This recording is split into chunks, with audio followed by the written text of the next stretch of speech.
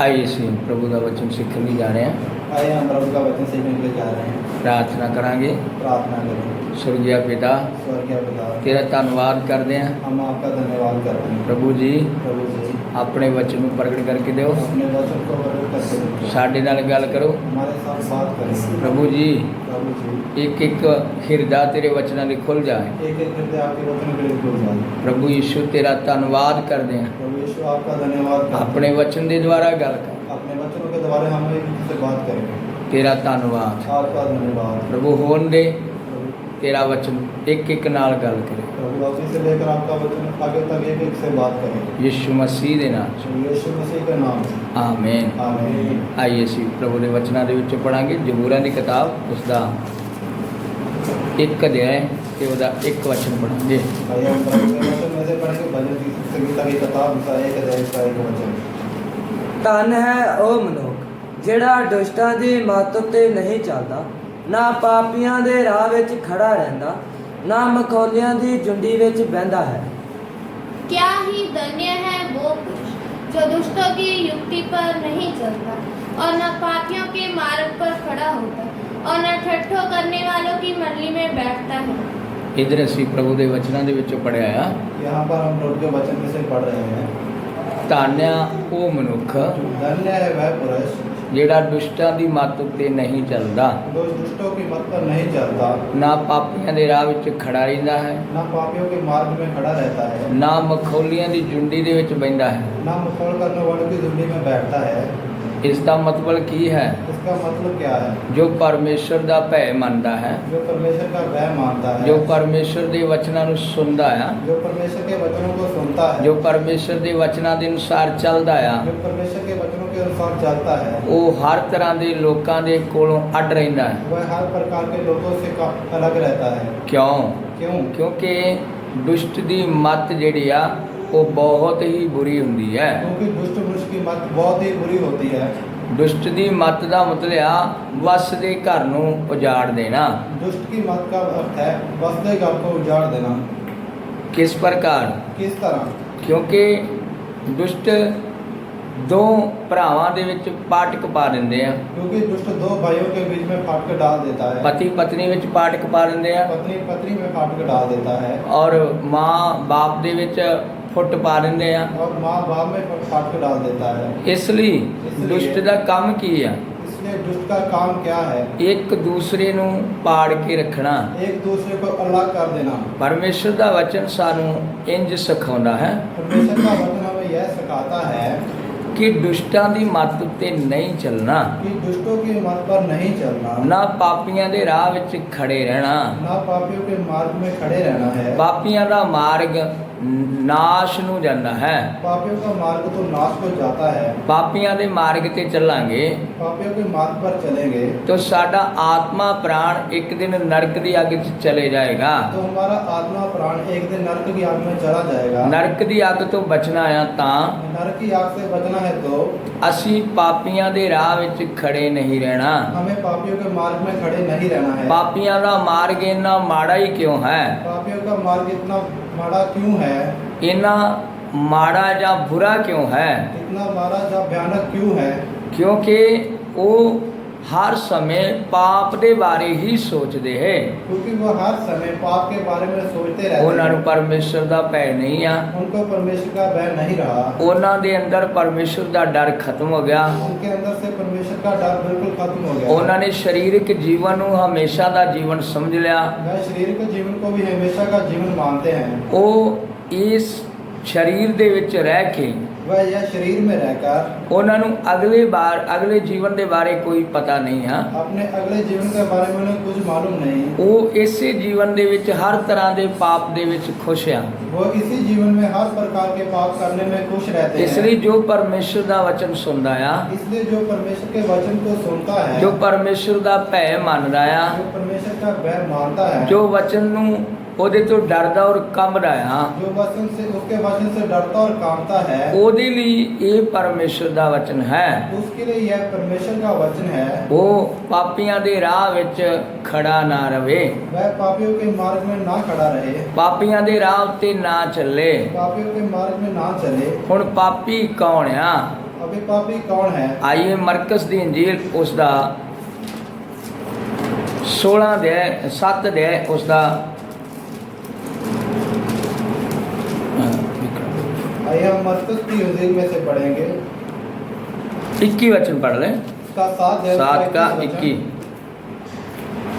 ਕਿਉਂਕਿ ਅੰਦਰੋਂ ਮਨੁੱਖ ਦੇ ਦਿਲ ਵਿੱਚੋਂ ਬੁਰੇ ਖਿਆਲ, ਹਰਾਮਕਾਰੀਆਂ, ਚੋਰੀਆਂ, ਖੂਨ, ਜਨਾਹਕਾਰੀਆਂ, ਲੋਭ, ਬਦੀਆਂ, ਛਲ, ਮਸਤੀ, ਹਾਂਜੀ ਬੁਰੀ ਨਜ਼ਰ, ਕੁਫਰ, ਹੰਕਾਰ, ਮੂਰਖਤਾ ਹੀ ਨਿਕਲਦੀ ਹੈ।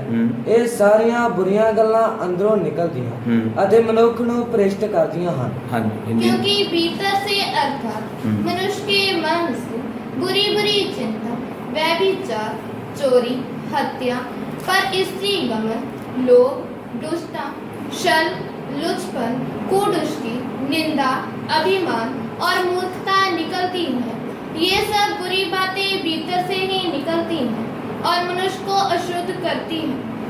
इधर ਅਸੀਂ ਪ੍ਰਭੂ ਦੇ ਵਚਨਾਂ ਦੇ ਵਿੱਚੋਂ ਪੜਿਆ ਆ यहाँ पर हम प्रभु के वचन में से पढ़ रहे हैं ਮਨੁੱਖ ਦੇ ਦਿਲ ਵਿੱਚੋਂ ਬਹੁਤ ਬੁਰੇ ਬੁਰੇ ਵਿਚਾਰ ਨਿਕਲਦੇ ਹਨ मनुष्य के दिल के भीतर से बहुत बुरे बुरे ख्याल आते हैं ਔਰ ਬੁਰੇ ਖਿਆਲ ਜਦੋਂ ਆਉਂਦੇ ਆ ਤਾਂ ਮਨੁੱਖ ਉਹ ਕੰਮ ਕਰਦਾ ਆ जब बुरे विचार उसके मन में आते हैं तो मनुष्य वह काम करता है ਇਸ ਲਈ ਲਿਖਿਆ ਪਾਪੀਆਂ ਦੇ ਰਾਹ ਵਿੱਚ ਖੜੇ ਨਾ ਰਹੋ इसलिए परमेश्वर के वचन में लिखा है पापियों के मार्ग में खड़े ना रहना ਉਹਨਾਂ ਦਾ ਰਾਹ ਹੀ ਬੁਰਾ ਹੈ उनका मार्ग बुरा है ਉਹਨਾਂ ਦੇ ਰਾਹ ਤੇ ਚੱਲਾਂਗੇ ਤਾਂ ਸਾਡਾ ਜੀਵਨ ਬਹੁਤ ਬੁਰੀ ਤਰ੍ਹਾਂ ਖਰਾਬ ਹੋ ਜਾਏਗਾ उनके मार्ग में चलेंगे तो हमारा जीवन नाश हो जाएगा ਉਹਨਾਂ ਦਾ ਮਾਰਗ ਆ ਖੂਨ ਕਰਨਾ उनका मार्ग है खून करना ਉਹਨਾਂ ਦਾ ਜੋ ਰਾਹ ਆ ਉਹ ਹੈ ਵਿਭਚਾਰ उनका मार्ग है व्यभिचार ਚੋਰੀ ਕਰਨਾ चोरी करना ਹਰ ਤਰ੍ਹਾਂ ਦੇ ਬੁਰੇ ਕੰਮ ਕਰਨਾ हर प्रकार का बुरा काम करना ਇਸ ਲਈ ਵਿਸ਼ਵਾਸੀ ਦੇ ਲਈ ਪ੍ਰਭੂ ਦਾ ਭੈ ਮੰਨਣ ਵਾਲੇ ਦੇ ਲਈ ਪਰਮੇਸ਼ਰ ਦਾ ਵਚਨ ਹੈ इसलिए विश्वासी के लिए और परमेश्वर का भय मानने के वाले के लिए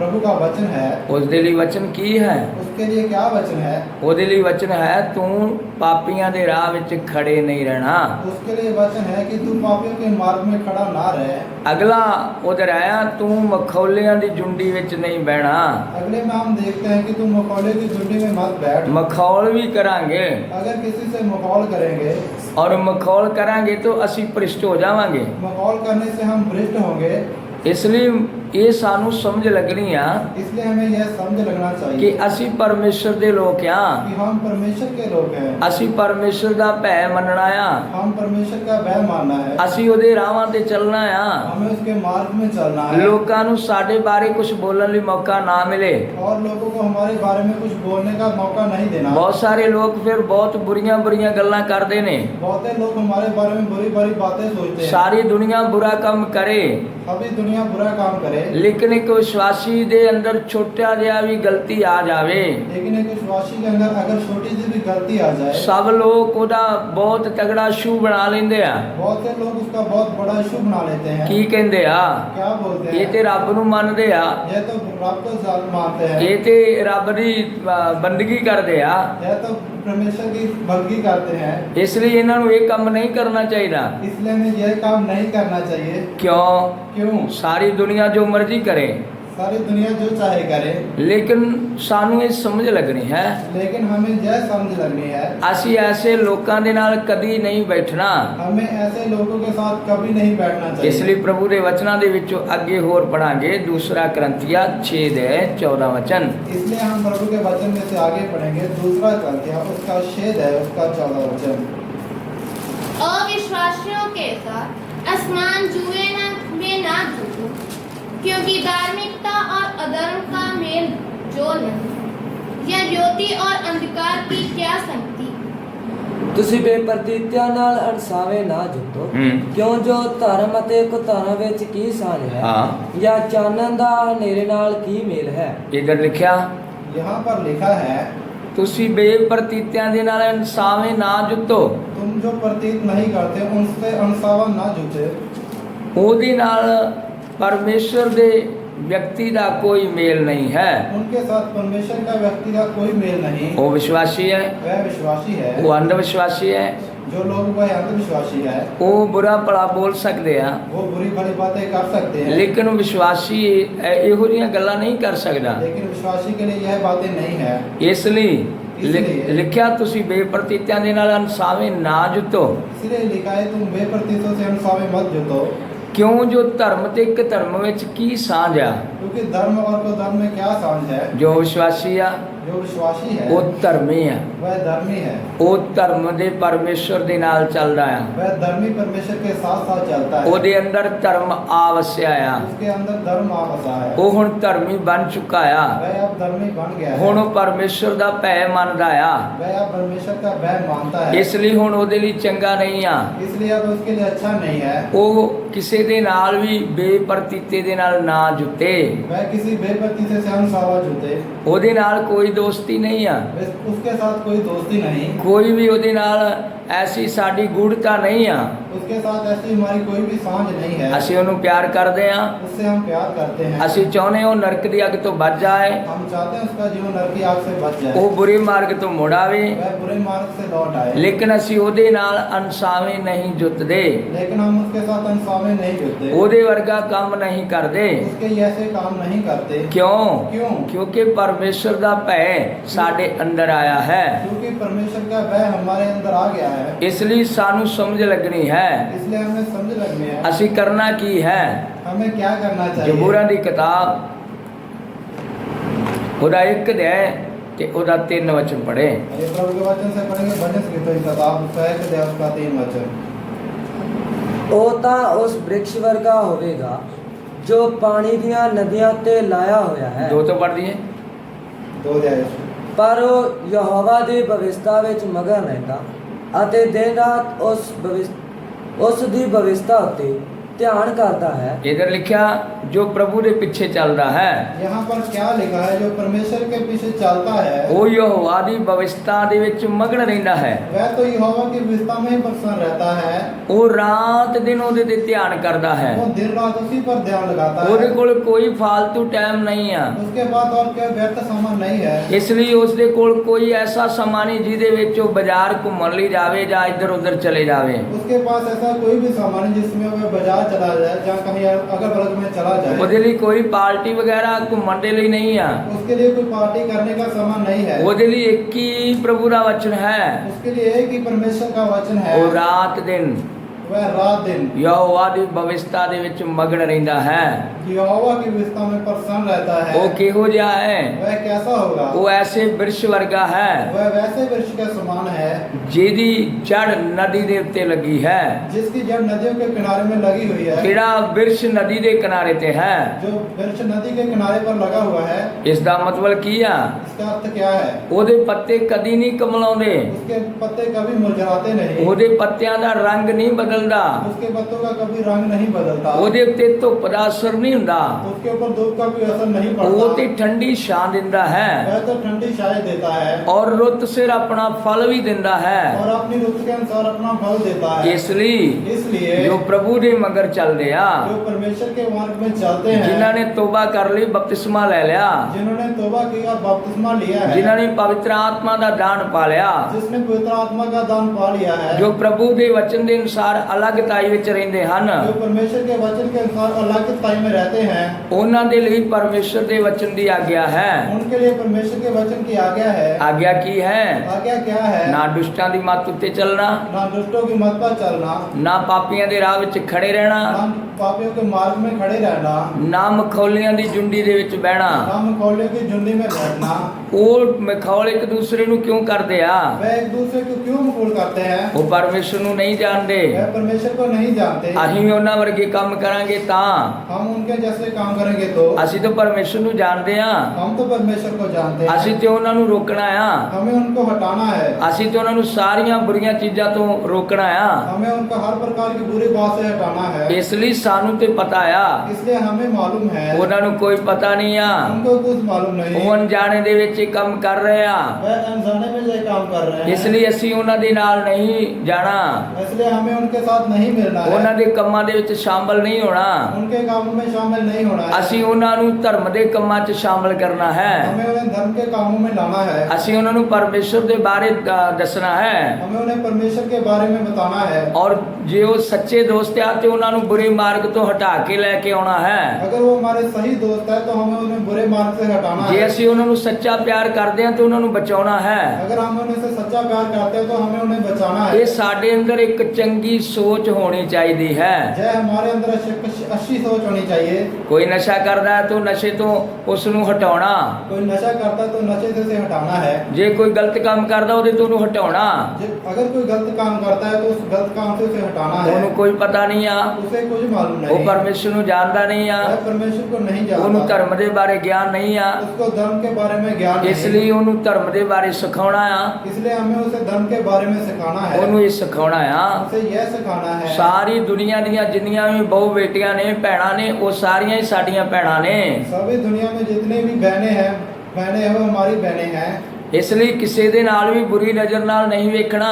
इसलिए किसी को बुरी नजर से नहीं देखना, ਸਭ ਦੇ ਲਈ ਪਿਆਰ ਕਰਨਾ, ਉਹਨਾਂ ਨੂੰ ਭੈਣਾਂ ਦੀ ਮਾਂ ਦੀ ਤਰ੍ਹਾਂ ਸਮਝਾਉਣਾ ਆ। सबसे अपने बहनों के समान ही प्रेम करना है। ਇਸ ਲਈ ਅਸੀਂ ਉਹਨਾਂ ਨੂੰ ਬੁਰੇ ਮਾਰਗ ਤੋਂ ਹਟਾਉਣਾ ਆ। इसलिए हमें उन्हें बुरे मार्ग से हटाना है। ਇਧਰ ਪ੍ਰਭੂ ਦੇ ਵਚਨ ਦੇ ਵਿੱਚ ਲਿਖਿਆ ਆ, यहाँ परमेश्वर के वचन में लिखा है, ਪਰਮੇਸ਼ਰ ਦਾ ਭੈ ਮੰਨਣ ਵਾਲੇ ਜਦੋਂ ਗੱਲਾਂ ਕਰਦੇ ਆ, परमेश्वर का भय मानने वाले जब बातें करते हैं ਪਰਮੇਸ਼ਰ ਧਿਆਨ ਦੇ ਕੇ ਸੁਣਦਾ ਆ। तो परमेश्वर ध्यान दे के सुनता है। ਅਸੀਂ ਉਹਨਾਂ ਨੂੰ ਬੜੇ ਪਿਆਰ ਦੇ ਨਾਲ ਵਚਨ ਦੱਸਣਾ ਆ। हमें उन्हें बहुत ही प्यार से वचन सिखाना है। ਮਲਾਕੀ ਦੀ ਕਿਤਾਬ ਉਹਦਾ 3 ਅਧਿਆਇ 16 ਵਚਨ। मलाकी की किताब उसका 3 अध्याय उसका 16 वचन पढ़िए।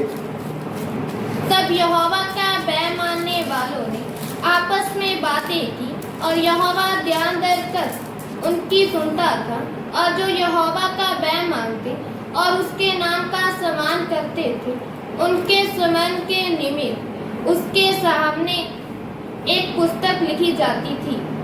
ਹਾਂਜੀ, ਤਦ ਯਹੋਵਾ ਦਾ ਭੈ ਮੰਨਣ ਵਾਲਿਆਂ ਨੇ ਇੱਕ ਦੂਜੇ ਨਾਲ ਗੱਲਾਂ ਕੀਤੀਆਂ। ਜਿੱਧਰ ਲਿਖਿਆ ਯਹੋਵਾ ਦਾ ਭੈ ਮੰਨਣ ਵਾਲਿਆਂ ਨੇ ਇੱਕ ਦੂਜੇ ਨਾਲ ਗੱਲਾਂ ਕੀਤੀਆਂ। यहाँ पर लिखा है यहोवा का भय मानने वालों ने एक दूसरे से बातें की। ਯਹੋਵਾ ਨੇ ਧਿਆਨ ਦੇ ਕੇ ਸੁਣੀਆਂ। तब यहोवा ने बहुत ही ध्यान देकर सुनी। ਪਰਮੇਸ਼ਰ ਸਾਡੀਆਂ ਗੱਲਾਂ ਨੂੰ ਧਿਆਨ ਦੇ ਕੇ ਸੁਣਦਾ ਆ। परमेश्वर हमारी बातों को ध्यान से सुनता है। ਅਸੀਂ ਆਪਣੇ ਆਂਢ ਗੁਆਂਢ ਦੇ ਨਾਲ ਕਿਹੋ ਜਿਹਾ ਵਿਹਾਰ ਕਰਦੇ ਆ, हम अपने पड़ोसी से कैसा व्यवहार करते हैं ਉਹ ਤੇ ਜਾਣਦਾ ਨਹੀਂ ਆ, वह तो नहीं जानता, ਅਸੀਂ ਤੇ ਜਾਣਦੇ ਆ, हम तो जानते हैं, ਕਿਉਂਕਿ ਉਹਨੂੰ ਪਤਾ ਨਹੀਂ ਆ उसको नहीं मालूम ਸੱਚਾ ਪਰਮੇਸ਼ਰ ਕੌਣ ਆ। कि सच्चा परमेश्वर कौन है। ਅਸੀਂ ਉਸ ਦੇ ਲਈ ਕੀ ਕਰ ਰਹੇ ਆ। हम उसके लिए क्या कर रहे हैं। ਅਸੀਂ ਉਹਦੇ ਲਈ ਪ੍ਰਾਰਥਨਾ ਕਰਦੇ ਆ हम उसके लिए प्रार्थना करते ਕਿ हैं ਉਹਦੇ ਲਈ ਆਂਸੂ ਬਹਾਉਣੇ ਆ। कि उसके लिए आंसू बहाकर प्रार्थना करते हैं। ਲਿਖਿਆ ਪਰਮੇਸ਼ਰ ਦਾ ਭੈ ਮੰਨਣ ਵਾਲਿਆਂ ਨੇ ਗੱਲਾਂ ਕੀਤੀਆਂ। यहाँ पर लिखा है परमेश्वर का भय मानने वाले बातें की। ਆइए ਅੱਗੇ ਹੋਰ ਪੜ੍ਹ ਲਈਏ। आगे बढ़े। ਯਹੋਵਾ ਨੇ ਧਿਆਨ ਦੇ ਕੇ ਸੁਣੀਆਂ ਹਾਂ। ਤਾਂ ਯਹੋਵਾ ਤੋਂ ਡਰਨ ਵਾਲਿਆਂ ਲਈ ਹੂੰ ਅਤੇ ਉਸ ਦੇ ਨਾਮ ਦਾ ਵਿਚਾਰ ਕਰਨ ਵਾਲਿਆਂ ਲਈ ਹੂੰ ਉਸ ਦੇ ਸਨਮੁਖ ਯਾਦਗਿਰੀ ਦੀ ਪੁਸਤਕ ਲਿਖੀ ਗਈ। ਚੰਗੇ ਕੰਮ ਕਰਾਂਗੇ ਤਾਂ ਸਾਡੀ ਇੱਕ ਪੁਸਤਕ ਲਿਖੀ ਜਾਊਗੀ। अगर हम बड़े और अच्छे काम करेंगे तो हमारी एक पुस्तक लिखी जाएगी। ਉਹ ਕਿਹੜੀ ਪੁਸਤਕ ਲਿਖੀ ਜਾਊਗੀ? वह क्या पुस्तक होगी? ਜੋ ਅਸੀਂ ਕੰਮ ਕਰਦੇ ਉਹ ਪੁਸਤਕ ਹੋਊਗੀ। जो हम काम करते हैं वह पुस्तक होगी।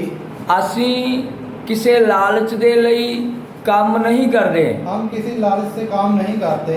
ਸਾਡਾ ਕੰਮ ਆ ਵਿਹੜੇ ਦੇ ਲਈ, ਪਿੰਡ ਦੇ ਲਈ ਬੈਠ ਕੇ ਪ੍ਰਭੂ ਦੇ ਸਾਹਮਣੇ प्रार्थना करनी।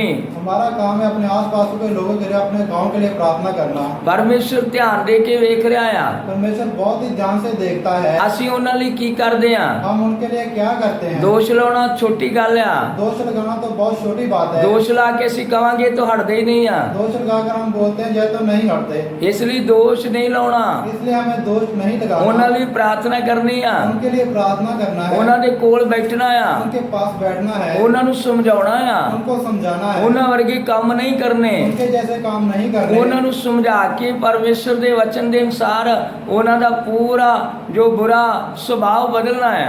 उनको समझाकर परमेश्वर के वचन के अनुसार उनका बुरा स्वभाव बदलना है। ਇਸ ਲਈ ਸਾਨੂੰ ਸਮਝ ਲੱਗਣੀ ਹੈ। इसलिए हमें समझ लगने हैं। ਸਾਨੂੰ ਪਰਮੇਸ਼ਰ ਪਿਆਰ ਕਰਦਾ ਹੈ। हमें परमेश्वर प्यार करता है। ਅਸੀਂ ਪੁਰਾਣੇ ਨਿਯਮ ਦੇ ਵਿੱਚ ਹੋਰ ਪਿੱਛੇ ਜਾਣੇ ਤੋਂ ਇੱਕ ਜਨਾ ਨਾਮ ਦਾ ਇੱਕ ਨਬੀ ਸੀ। हम पुराने नियम में देखते हैं तो एक जुनान नाम का व्यक्ति था।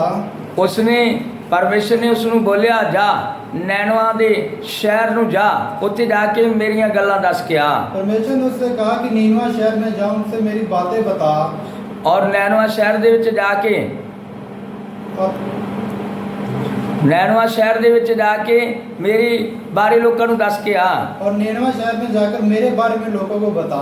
ਕੀ ਦੱਸ ਕੇ ਆਉਣਾ ਆ? क्या बताना है? ਉਹਨਾਂ ਨੂੰ ਇਹ ਦੱਸਣਾ ਆ उनको यह बताना है ਜੋ ਤੁਸੀਂ ਕਰ ਰਹੇ ਜੋ जो काम आप कर रहे हैं ਉਹ ਗਲਤ ਆ, वह गलत है, ਉਹਨੂੰ ਛੱਡ ਦਿਓ। उनको छोड़ो। ਪਰਮੇਸ਼ਰ ਨਹੀਂ ਤੇ ਇੱਕ ਸਮੇਂ ਤੁਹਾਨੂੰ ਸਭ ਨੂੰ ਨਾਸ਼ ਕਰ ਦੇਗਾ। एक समय आएगा परमेश्वर आप सबको नाश कर देगा। ਇਸ ਲਈ ਉਹਨੇ ਇਹ ਗੱਲ ਸਮਝੀ ਨਹੀਂ। इसलिए उसने इस बात को मालूम नहीं किया। ਲੇਕਿਨ ਉਹ ਜਦ ਜਾਣਾ ਨੈਣਵਾ ਨੂੰ ਸੀ ਚਲਿਆ ਤਿਰਸ਼ਿਸ਼ ਨੂੰ ਗਿਆ।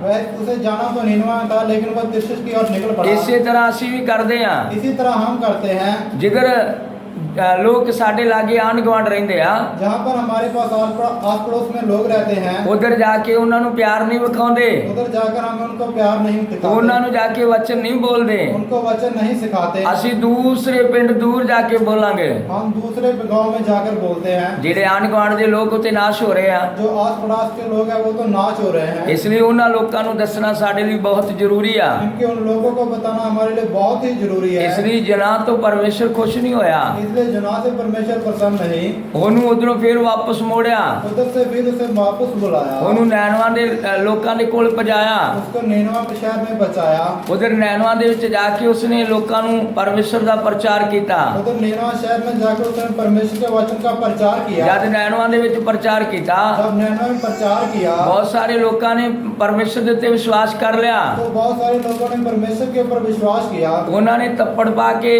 ਉਸ ਸਮੇਂ ਜੋ ਕਰਨਾ ਸੀ, ਵਰਤ ਰੱਖਣਾ ਸੀ, ਰੱਖਿਆ।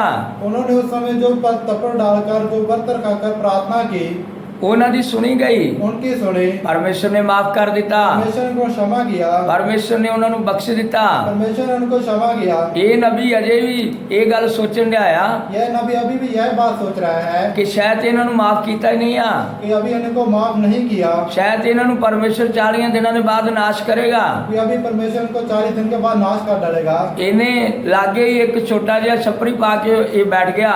वहीं पास में एक झोपड़ी डालकर जो है बैठ गया। ਉਧਰ 40 ਦਿਨ ਇੰਤਜ਼ਾਰ ਕਰਦਾ ਰਿਹਾ। वहाँ 40 दिन जो इंतजार करता रहा। ਇਹਨੇ ਬੋਲਿਆ ਪਰਮੇਸ਼ਰ ਨੇ ਮੈਨੂੰ ਬੋਲਿਆ ਹੈ इसने बोला कि परमेश्वर ने मुझे बताया है 40 ਦਿਨਾਂ ਨੂੰ ਮੈਂ ਨੈਣਵਾ ਸ਼ਹਿਰ ਨੂੰ ਨਾਸ਼ ਕਰ ਦੂੰਗਾ। कि 40 दिन के बाद मैं नैनवा शहर को नाश कर डालूंगा। ਉਹ ਪਰਮੇਸ਼ਰ ਆ, वह परमेश्वर है, ਉਹ ਮਾਫ ਕਰ ਸਕਦਾ ਆ। वह माफ करता है, ਉਹ ਸਾਡੇ ਆਂਢ ਗੁਆਂਢ ਦੇ ਲੋਕਾਂ ਨੂੰ ਮਾਫ ਕਰ ਸਕਦਾ ਆ। वह हमारे आस पड़ोस के लोगों को माफ कर ਉਹ सकता ਪਿੰਡ है, ਦੇ ਲੋਕਾਂ ਨੂੰ ਮਾਫ ਕਰ ਸਕਦਾ वह ਆ। हमारे गांव के लोगों को क्षमा कर ਉਹ सकता ਸਾਡੇ है, ਰਿਸ਼ਤੇਦਾਰਾਂ ਨੂੰ ਮਾਫ ਕਰ ਸਕਦਾ ਆ। वह हमारे पड़ोसी हमारे रिश्तेदारों को क्षमा कर सकता है। ਇਸ ਲਈ ਅਸੀਂ ਜੁਨਾਨ ਦੀ ਤਰ੍ਹਾਂ ਇਹ ਨਾ ਸੋਚੀਏ ਪਾਪੀਆਂ ਦਾ ਨਾਸ਼ ਤੇ ਪੱਕਾ ਹੋਗਾ।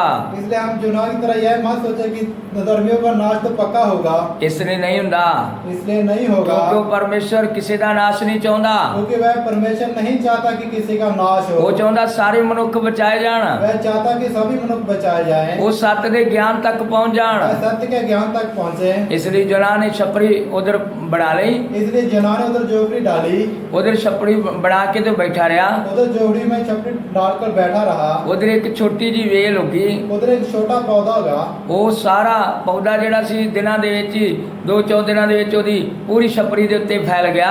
वह पौधा 2-4 दिन में ही इतना बड़ा हो गया कि उसकी झोपड़ी में फैल गया। ਉਹ ਜੋ ਛੋਟੀ ਜੀ ਵੇਲ ਸੀ ਉਹਨੇ ਸਾਰੇ ਛਾਂ ਕਰ ਦਿੱਤੀ। वो जो छोटा सा पेड़ था वो बड़ा हो गया और सभी पासे छाव कर डाली। ਜਦ ਜਨਾ ਉਹਦੀ ਛਾਂ ਦੇ ਥੱਲੇ ਰਹਿੰਦਾ ਆ, जब जुनाह उसकी छाव में बैठा था, ਥੋੜੇ ਜਿਹੇ ਦਿਨ ਬਾਕੀ ਬਚੇ ਸੀ। उसी दिन बाकी थे, ਉਹ ਜੋ ਵੇਲ ਲੱਗੀ ਸੀ ਉਹਦੀ ਜੜ ਨੂੰ ਕੀੜਾ ਲੱਗ ਗਿਆ, ਉਹ ਸੁੱਕ ਗਈ। वो जो पेड़ लगा होता उसकी जड़ में एक कीड़ा लगा और वो सूख गया। ਔਰ ਜਨਾਬ ਬਹੁਤ ਦੁਖੀ ਹੋਇਆ। जोनास इस बात से बहुत दुखी हुआ ਆਂਦਾ ਇਹ ਕਿੰਨੀ ਮੁਸ਼ਕਲ ਦੇ ਨਾਲ ਇਹ ਪੇੜ ਜਿਹੜਾ ਸੀ ਇਹ ਜਿਹੜੀ ਵੇਲ ਸੀ ਇਹ ਵੱਡੀ ਹੋਈ ਸੀ। कि कितनी समस्या के बाद ये पेड़ बड़ा हुआ था।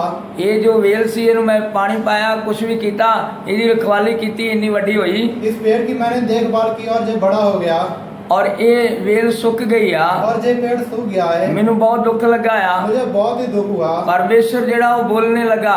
परमेश्वर ने उससे बात की। ਪਰਮੇਸ਼ਰ ਨੇ ਉਹਦੇ ਨਾਲ ਬੋਲਿਆ। परमेश्वर ने उससे बात की। ਕੀ ਗੱਲ ਕੀਤੀ? क्या बात की? ਕਹਿੰਦਾ ਤੈਨੂੰ ਇਸ ਛੋਟੀ ਵੇਲ ਦਾ ਤੇ ਬੜਾ ਦੁੱਖ ਲੱਗਾ ਆ तेरे को इस छोटे पेड़ का बहुत दुख लगा। ਪਰ ਜਿਹੜੇ ਲੋਕ ਨੈਣਵਾਂ ਦੇ ਆ ਉਹਨਾਂ ਨੂੰ ਮੈਂ ਬਣਾਇਆ ਆ। पर जो लोग निर्मा शहर में हैं, उनको मैं बनाने वाला ਉਹਨਾਂ हूं। ਦੇ ਅੰਦਰ ਆਤਮਾ ਪ੍ਰਾਣ ਮੈਂ ਰਚਿਆ ਆ। उनके अंदर वो आत्मा प्राण है वो मैंने रचा है। ਉਹਨਾਂ ਦੇ ਸੱਚੇ ਪਛਤਾਪ ਦੇ ਕਾਰਨ ਮੈਂ ਉਹਨਾਂ ਨੂੰ ਮਾਫ ਕਰ ਦਿੱਤਾ ਆ। उनके पछतावे के कारण मैंने उन्हें क्षमा किया। ਇਸ ਲਈ इसलिए ਪਰਮੇਸ਼ਰ ਨੇ ਸਾਨੂੰ ਜਿਹੜੇ ਪਿੰਡ ਵਿੱਚ ਸ਼ਹਿਰ ਵਿੱਚ ਰੱਖਿਆ ਆ इसलिए हमें जो शहर गांव में परमेश्वर ने हमें रखा है, ਅਸੀਂ ਉਸ ਸ਼ਹਿਰ ਦਾ ਪਿੰਡ ਦਾ ਭਲਾ ਮੰਗਣਾ ਆ। हमें उस शहर और गांव के लिए प्रार्थना करने में बड़ा मांगना है। ਕੀ ਭਲਾ ਮੰਗਣਾ ਆ? क्या बड़ा मांगना है? ਪ੍ਰਭੂ ਜੀ प्रभु जी, ਜਿਵੇਂ ਮੇਰੀ ਸਮਝ ਖੋਲ ਦਿੱਤੀ ਆ जैसे आपने मेरी समझ को खोला ਜਿਵੇਂ है, ਮੈਨੂੰ ਪਾਪ ਦੇ ਬਾਰੇ ਗਿਆਨ ਆ ਗਿਆ जैसे मुझे पाप के बारे में ज्ञान आ ਜਿਵੇਂ गया, ਮੈਨੂੰ ਸ਼ੈਤਾਨ ਦੇ ਬਾਰੇ ਗਿਆਨ ਆ ਗਿਆ जैसे मुझे शैतान के बारे में ज्ञान ਜਿਵੇਂ आया, ਮੈਨੂੰ ਨਰਕ ਦੀ ਅੱਗ ਦੇ ਬਾਰੇ ਗਿਆਨ ਆ ਗਿਆ जैसे मुझे नरक की आग